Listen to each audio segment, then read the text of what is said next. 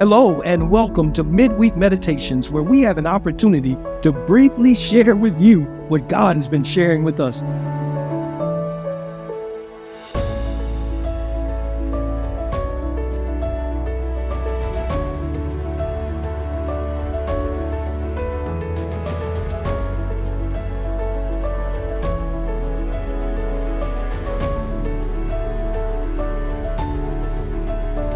We're locked into this journey this year as a church family, individually and collectively, asking the question, what if?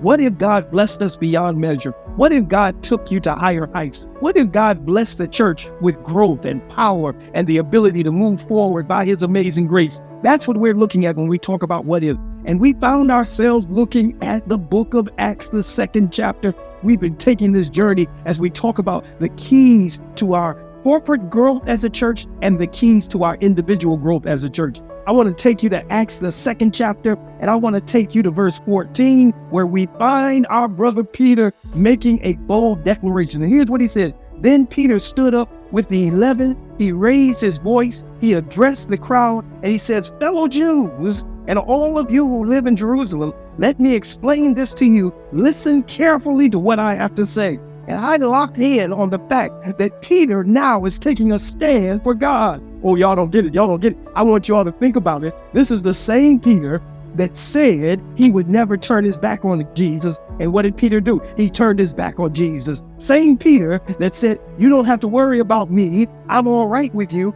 And we found out that Jesus did have to worry about him. As a matter of fact, Jesus said, wait a minute, Peter, the devil wants you and he's going to try to mess over you, but I have prayed for you. This same Peter now is standing up for God. But what I learned about Peter, one of his big issues, Peter was dealing in the issue of pride. Oh, can I pause for a moment and tell you, the Bible talks about pride. Pride goeth before the fall. Pride will take you down. Pride is the very thing that will keep us from serving God. And here's what I learned. Here's what I shared with the church. I said, you and I, if we're going to grow individually and collectively, we must be willing, I want you to hear this, we must be willing to allow ourselves to go from self-sufficiency to God dependency. We've got to ask God to remove all areas of pride in our lives so that we are totally dependent on God. I want to tell you this quick story that explains how dangerous pride can be. I want to tell you the story of the puffer fish.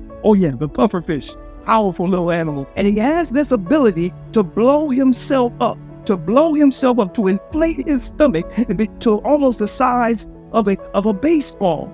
Now, here is the thing about the puffer fish. He looks cute when he blows himself up, but I want you to understand that the puffer fish has another way of protecting himself.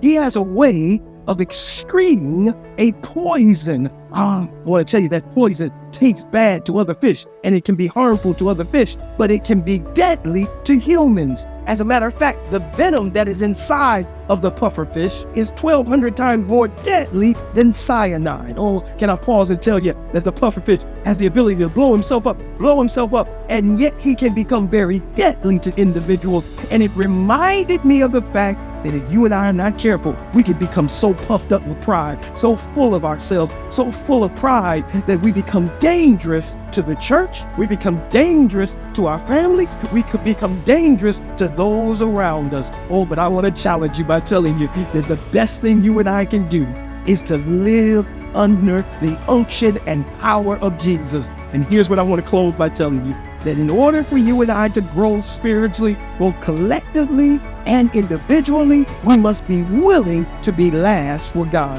I'm talking about humility. I'm closing by challenging you and I that we want to be last for God. God gives us the increase. God takes care of us.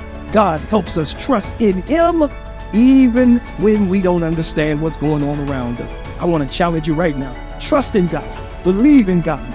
He will see you through. God bless you till we meet again.